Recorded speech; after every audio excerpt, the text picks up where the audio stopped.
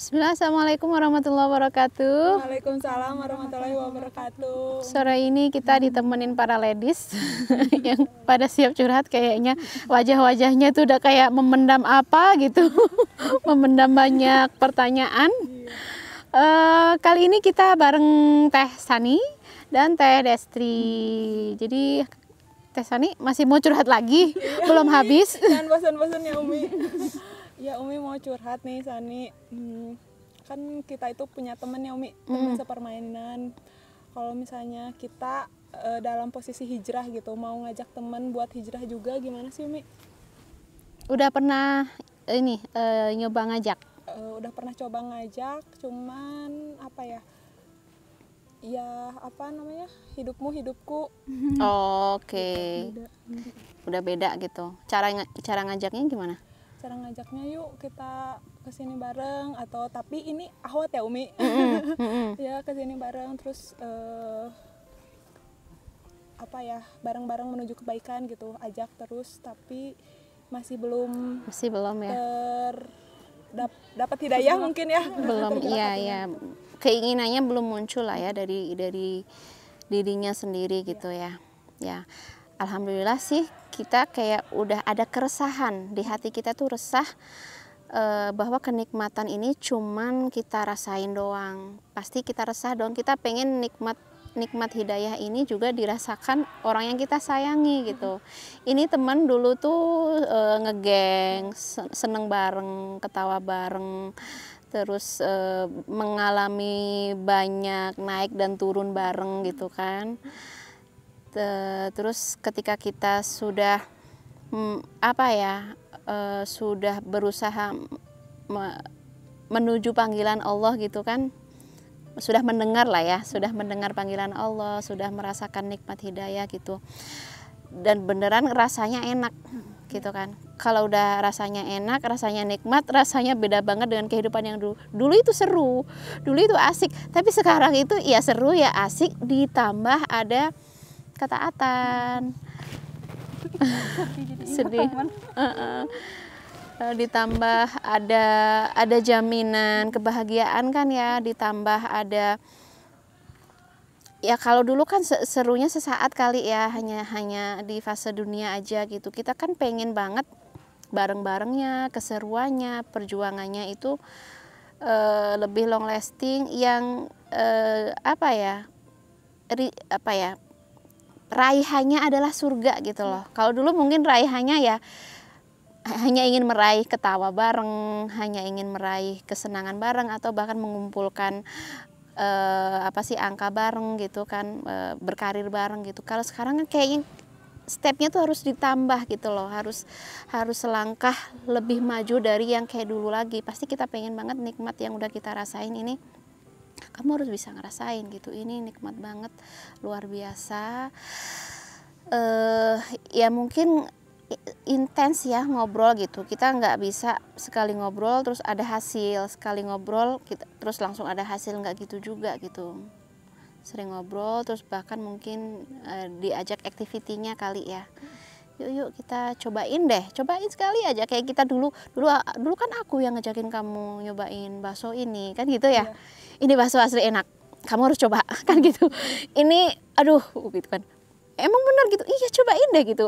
Nggak mau cobain gitu, please gitu kan. Kita pengen bakso yang nikmat ini kita rasain dan dia juga ngerasain karena kita sayang dia gitu. Begitu juga nikmat hidayah, ini enak banget, ini luar biasa, aku pengen kamu juga ngerasain kenikmatan yang aku rasakan gitu.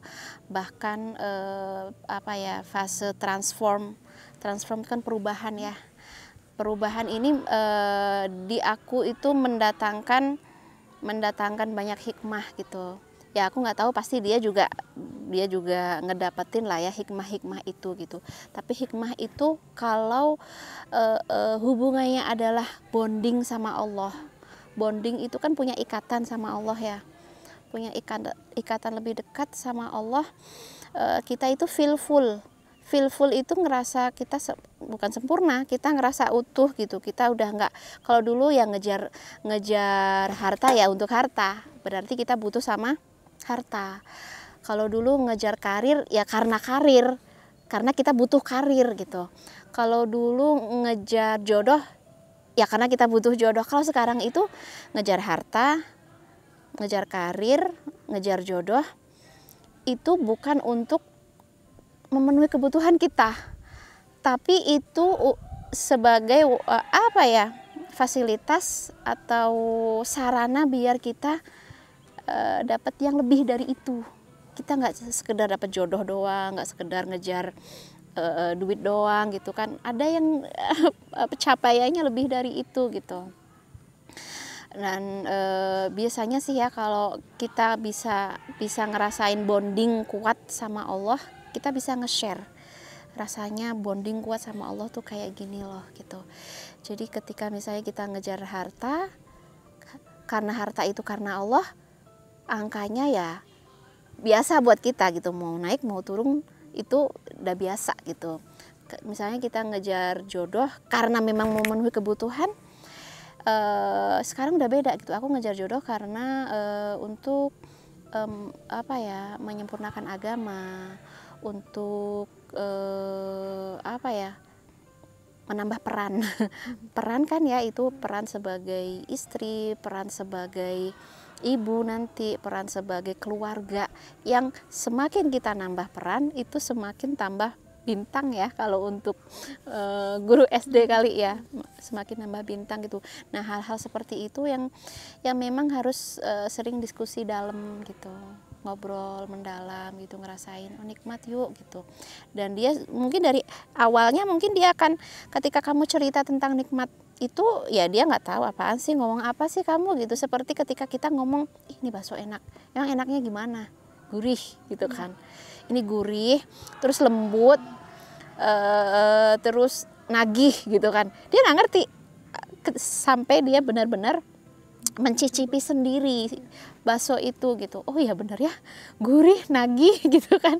Dan ya pengen lagi dan pengen lagi. Seperti itu juga ketika kita sudah mencintai agama Allah, sudah merasakan nikmat hidayah Allah, itu nagih banget. Nagihnya itu bahkan lebih nagih dari bakso kali ya. Nikmat sudah apa ya, semua kebutuhan kita itu terpenuhi ketika bonding kita kuat sama Allah. Meskipun faktanya kebutuhan harta kita masih minim, belum kayak berlebih gitu kan. Kebutuhan jodoh belum dapat jodoh, kebutuhan karirnya juga kayaknya segini-gini aja. Tapi ketika kita bonding kita sama Allah, ikatan kita sama Allah itu bagus gitu, I feel enough gitu.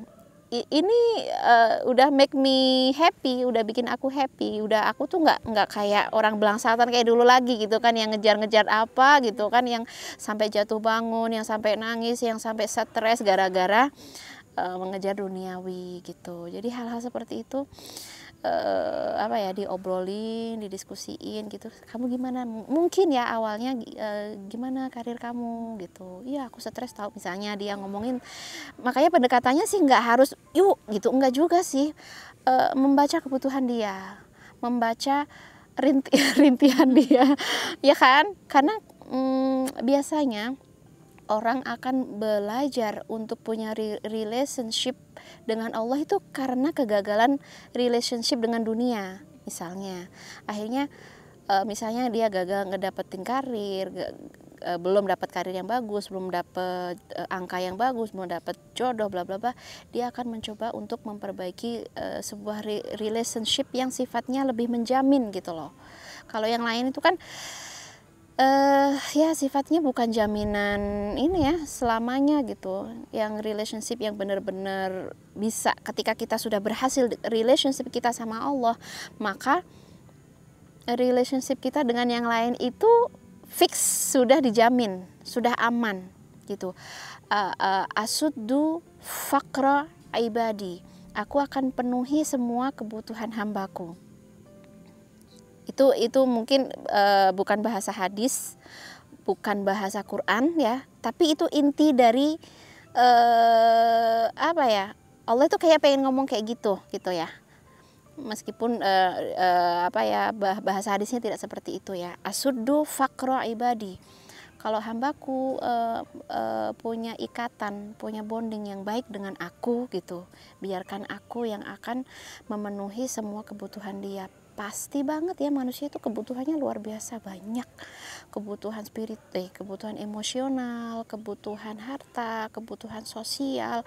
Kan kenapa orang kayak berusaha pansos, itu kan kebutuhan sosial yang manusiawi banget gitu. Tapi kita nggak akan segitu-gitunya dengan sosial kalau kita bonding kita sama Allah bagus gitu, karena kita nggak butuh segitu-gitunya gitu loh.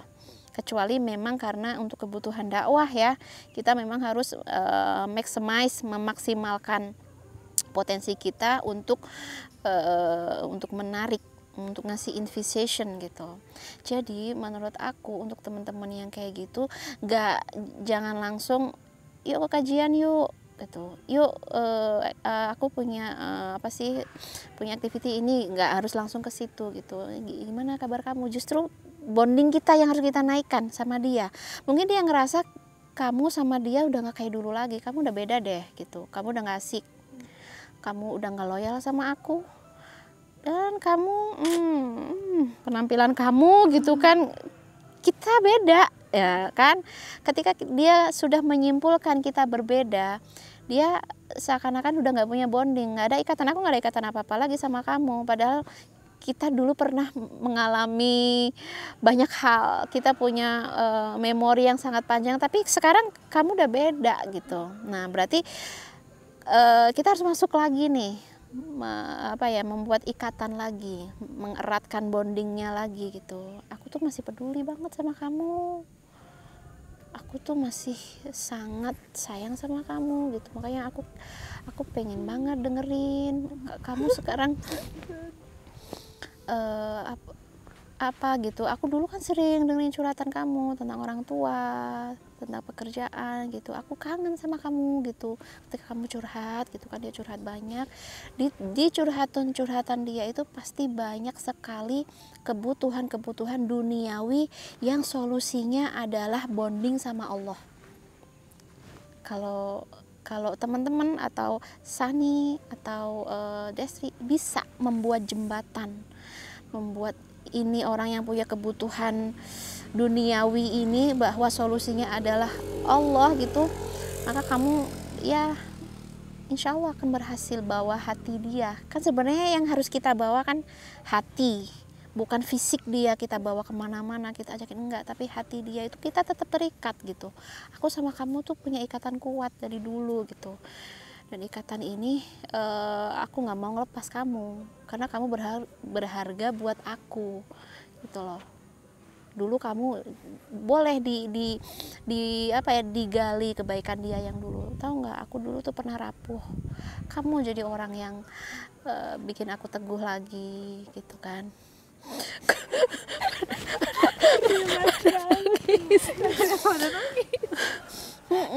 Itulah di saat aku butuh banget gitu kan, butuh banget support, butuh banget temen gitu, kamu dong yang datang ke aku gitu, kamu dong yang bikin aku kuat lagi, kamu dong yang bikin aku bangkit, kamu gitu, kamu tuh berharga gitu. Saking berharganya kamu tuh gak selalu ada di pikiran aku gitu.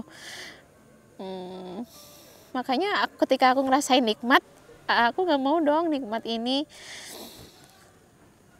Intinya pas aku ngerasain nikmat, ada kamu gitu loh. Di mana kamu? Ini aku sedang dalam nikmat, kamu di mana gitu loh.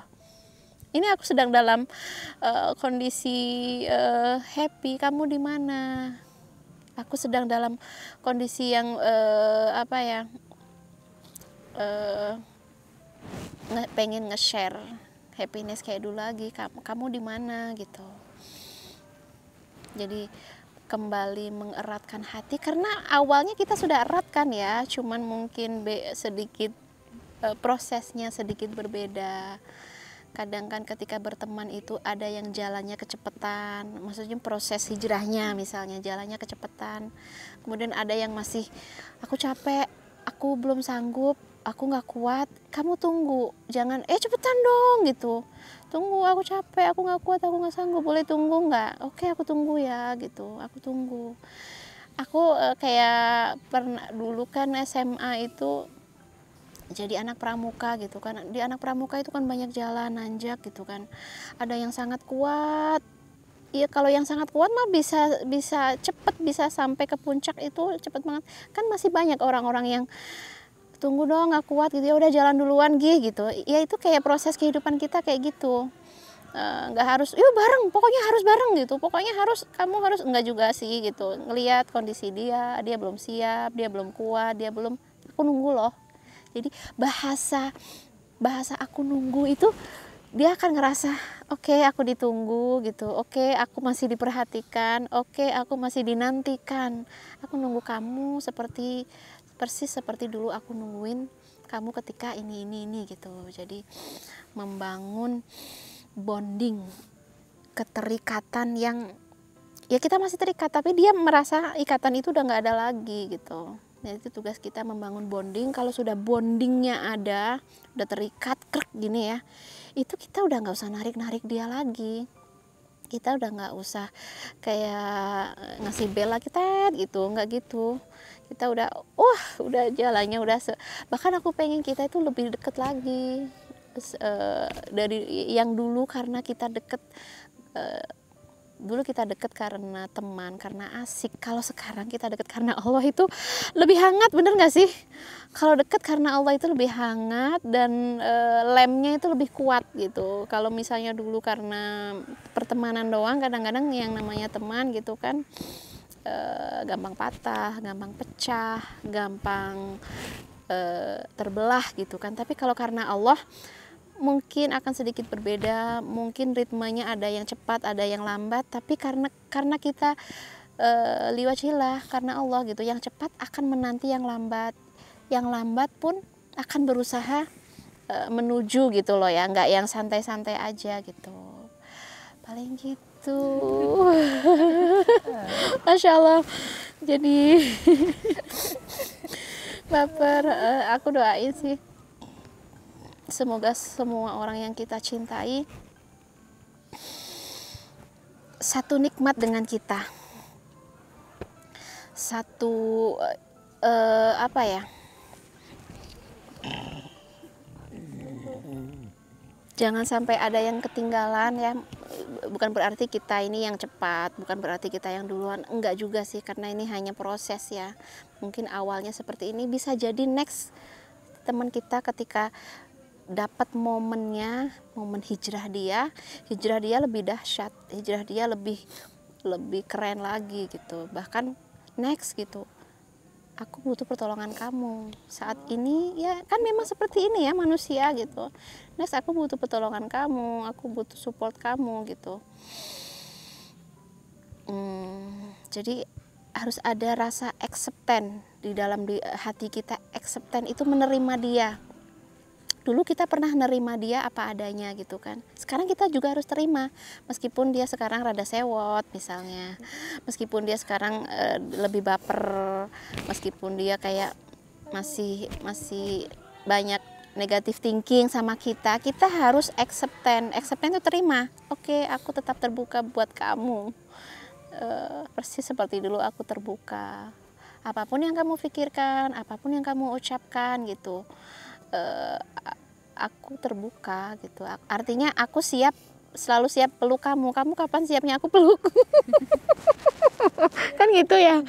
Siapa sih yang mau menolak pelukan coba? Kan nggak ada yang nolak pelukan tuh, nggak ada. Pasti semuanya aku siap, kalau kamu siap aku akan peluk kamu gitu. Kapan itu, kabari aku. Ya nggak gitu juga sih. Maksudnya kita itu jangan gampang buka tutup, karena kita misalnya kita tersinggung sama dia, akhirnya ya udah terserah gitu kan. Artinya berarti kita sedang tutup, berarti kita sedang off gitu, ngomong aja gitu. Oke, seperti aku bilang tadi ya, bahasanya aku selalu nungguin kamu, kapan kamu datang aku persis sama seperti dulu, nggak berubah. I'm here for you, aku di sini untukmu. Jadi dia akan berpikir gitu, ketika dia hatinya siap, dia lebih oh ya, oh aku ditunggu gitu kan, oh ada yang nunggu aku gitu kan, pasti dia akan mikir, oh ada yang nungguin aku loh gitu. Apapun kita, kalau kita ditunggu, orang tuh akan berusaha datang. Misalnya nih Teh Destri, aku tungguin ya gitu, pasti Teh Destri akan berusaha datang gitu, oh, aku ditungguin loh gitu.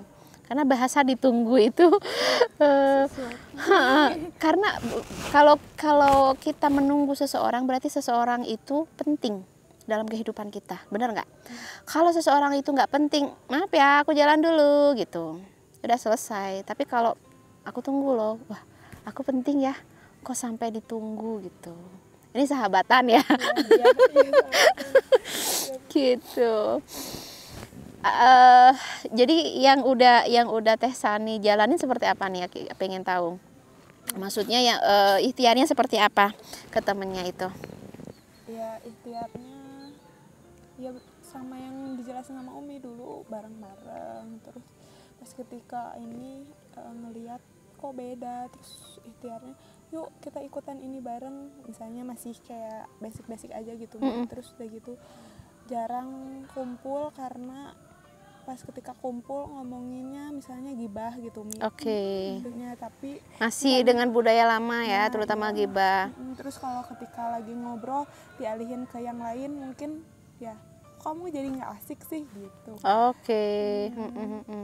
Ya sebenarnya bukan nggak asik sih, tapi jadi ayo dong keep nggak stop, apa ya, gimana ya, kita pengen stop biar apa ya, mengalihkan topik biar lebih nggak cuma ngomongin itu lagi. Oke. Makanya apa ya, tanpa dipungkiri juga kita nggak so suci gitu Mi. sebenarnya ya budaya ngegibah orang, ngegosipin orang itu bukan secara agama doang sih nggak baik ya, secara mental kita, perkembangan mental kita juga kurang sehat sih. Jadi kita kalau misalnya dia kesal dengan pendekatan agama, mungkin kita bisa masuk ke pendekatan self love gitu loh. Jadi kalau haram loh kan gitu ya, haram gibah masuk neraka gubrak, lu gak asik lu udah gue pergi aja dah. Kan gitu ya. Ya karena memang dia belum siap dengan bahasa-bahasa seperti itu gitu. Jadi gimana bahasanya ya, pendekatan self love gitu. Kalau kita ngomongin fokus dengan diri kita sendiri, kita akan tahu loh kita ini sedang growing, berkembang, atau sedang mati suri gitu kan, hidup tapi mati gitu kan. Kenapa kita disebut? Makanya kita harus lebih ketika ngobrol itu alihkan ke yang kita banget gitu loh. Tapi bahasanya jangan marah, jangan gibah, nggak gitu. Tapi kita alihin dengan yang kita banget gitu. Tahu nggak gitu? Aku kayak mikir loh gitu. Jadi kayak masuknya gitu, aku kayak mikir loh gitu. Ini hidup aku kok kayak mati suri ya. Maksud lo gitu. Iya gitu. Ya maksudnya aku sih ngerasa aku kurang banyak berkembang. Apanya gitu? Kayak ya diawali dengan hal-hal yang ringan-ringan dulu gitu. Kok kurang ini, kurang itu. Nah, nanti next masuknya ke ya aku sih ngerasa gitu. Misalnya kayak akhlak aja kan udah susah ya kita gitu untuk ngebenerin kita sendiri. Jadi ngomong yang kita banget, yang self improve ya, yang pengembangan diri lah ya, yang sifatnya kita benar-benar jadikan diri kita fokus. Maksudnya fokus ke diri gitu loh. Aku sering banget ya ngomongin kayak gitu. Kalau kita fokus kepada diri sendiri, lama-lama manusia akan fokus ke kita. Tapi kalau kita ke orang, kita lebih banyak ya jadi kayak komentator aja sih. Ini kurang ini kurang itu, ini ternyata ini. Kalau misalnya isinya adalah ngambil pelajaran gitu, itu pun sebenarnya tracknya pun harus sangat hati-hati ya. Ini kita sedang menggibah orang kah? Atau sedang mengambil pelajaran kah? Kalau sedang ngambil pelajaran nggak boleh ngomongin aib orang di majelis. Kalau ngambil pelajaran cuman misalnya berdua gitu ngomong gini ya gitu. Pasti beda ya obrolan gibah dengan obrolan ngambil pelajaran, itu beda gitu.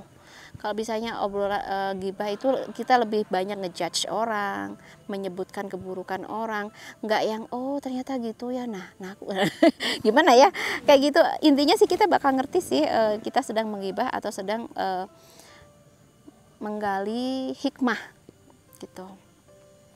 Makanya kalau lagi ngobrol-ngobrol kayak gitu ya lebih banyakin evaluasi gitu, evaluasi kamu gimana, misalnya targetan kamu apa gitu, goals kamu gimana gitu, keluarga gimana. Misalnya kita tahu nih dia sedang bermasalah dengan orang tua kah atau dengan siapa gitu, gimana ibu gitu, ibunya gimana.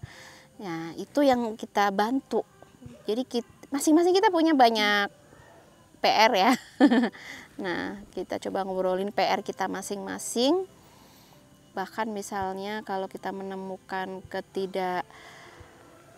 misalnya tentang sosial politik, ekonomi kah atau sosial kah yang kita nggak serk dengan yang kita lihat atau yang kita dengar, coba cari solusinya gitu. Aku nggak suka banget loh gitu. Misalnya tentang keadilan kah gitu. Nah ini solusinya gimana gitu. Ya meskipun hanya obrolan-obrolan yang kelihatannya saat itu nggak solutif gitu kan, tapi minimal kita sudah brainstorming untuk diri kita, bukan ngejulitin orang atau bukan ngomongin kejelekan orang. Karena kalau ngomongin kejelekan orang terus aja sih bakal edik gitu loh. Ini ternyata ini loh gitu. Oh gitu ya. Tahu nggak yang ini tuh begini. Oh sama ya gitu. Kan gitu. Nah yang terakhir tuh yang ini gitu. Nggak nyangka tahu. Itu berpindah-pindahnya kasus nggak bikin kita lebih wisdom, cuman gitu doang, cuman menghidupkan majelis dengan maaf ya ibaratnya kebusukan orang gitu loh, bangkai gitu kan. Kita nih ya kayak makan, Masya Allah kita punya apa nih teh. Kita makan aja memilih menu-menu yang memastikan ini menu nggak ada yang busuk dong. Dicek, bagus, aromanya wangi gitu kan, looknya bagus, nggak ada kebusukan. Ini juga misalnya ini panen sendiri di kebun kita, Masya Allah di sekolah rimba sudah panen Little Farm di pesantren ya. Nah kita makan aja memilih makanan-makanan yang paling fresh yang kita konsumsi, jangan sampai yang masuk ini busuk. Kalau sampai yang masuk adalah kebusukan, apalagi itu edik terus menerus dan jadi hobi busuk gitu kan, itu kita kehilangan banyak organ sehat yang asalnya sehat jadi busuk semua. Itu konsumsi fisik. Bagaimana dengan konsumsi non fisik atau hati atau jiwa? Kalau kita banyak mengkonsumsi keburukan orang, yang berarti adalah kebusukan orang, kita tempel di sini, kita tempel di sini, kita koleksi di sini, aku takutnya memorinya banyak kebusukan gitu loh. Kalau banyak memori busuk, kita have no idea untuk something positif. Paling juga busuk gitu loh. Kenapa? Karena too much memori yang busuk gitu, yang busuk. Jadi makanya kalau orang nih ya harus ngelihatnya itu ya, manusia kan pasti ada positif dan negatif. Makanya yang harus kita lihat, yang in frame kita itu yang positifnya. Oh ini kok ini misalnya ada yang bilang dia mah baper gitu. Tapi dia tuh orangnya deep kan. Dua-duanya bener, baper iya, deep iya. Dia tuh orangnya deep loh gitu. Deep gimana gitu, lihat aja gitu. Dia orangnya paling empatinya tuh tingkat tinggi gitu. Kalau ada apa-apa dia yang paling awal untuk memahami dan mencoba untuk mengerti gitu. Nah kalau kita mau ngomongin tentang baper dia, ya memang baper gitu. Tapi kan bukan itu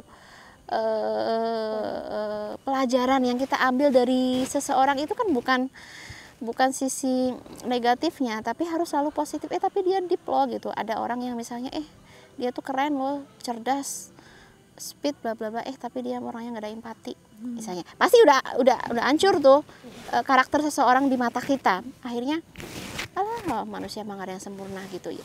Artinya yang akhirnya kita tidak saling menghargai, tidak saling respect. Ya karena itu kita kurang menggali sisi positif seseorang. Emang sih, memang dia anaknya kurang empati, tapi dia kalau kerja cepet, rapih, sistematis, terus goalsnya selalu tek gitu. Nah, sebagai kita itu kumpulin tuh poin-poinnya. Yang tadi yang baper ternyata dia empatinya tingkat tinggi, yang ini anaknya kurang empati tapi goals hidupnya bagus gitu, maksudnya punya speed, punya bla bla bla gitu. Nah, kita komen buat kita berarti aku harus empati plus punya speed. Jangan kebalik, misalnya kita baperan, ngambil baperannya dari ini, terus ngambil nggak ada empatinya dari ini gitu kan. Takutnya seperti itu kalau kita fokusnya ke hal-hal yang negatif. Jadi setiap kamu ketemu sama orang, kamu harus bisa membaca kebaikan dia, sehingga kalau ada majelis-majelis yang mulai ngomongin tentang keburukan, kamu bisa mengcounter, ini dia gini loh, ini gini gitu. Kalau itu yang digibain, maksudnya ya tetap ya tadi ya, misalnya gibain orang gitu ya, kita counter dengan nilai positif dia, mengajarkan seseorang bahwa kita tuh harus pandai membaca potensi orang, harus bisa mengkoleksi sisi positif orang. Paling gampang adalah mengkoleksi sisi negatif. Anak kecil juga langsung dapat tuh.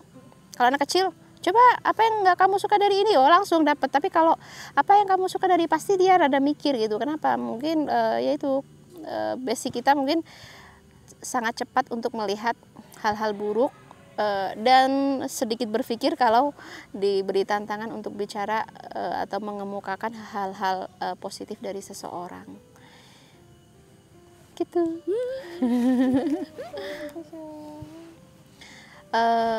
Ya semoga ini ya, dari banyaknya kita berteman, dari banyaknya pengalaman ini bikin kita, karena kan ini proses semua ya, setiap prosesnya kita dapat hikmahnya, setiap prosesnya kita pasti ada pertanyaan. Kan kamu mengalami proses pertemanan, ada pertanyaan, setiap ada pertanyaan, ketika kamu mencari jawabannya, itulah ilmu. Karena kan setiap pertanyaan pasti kesulitan tuh, atau tantangan, atau ya obstacle gitu kan, ini kok gini nih, caranya gimana gitu kan. Keren kamu bertanya. Kemudian ketika kamu menemukan jawabannya dan kamu bisa bisa masuk ke dalam hati kamu, terus ke dalam kehidupan kamu, insya Allah satu persatu kesulitan itu bisa diatasi gitu.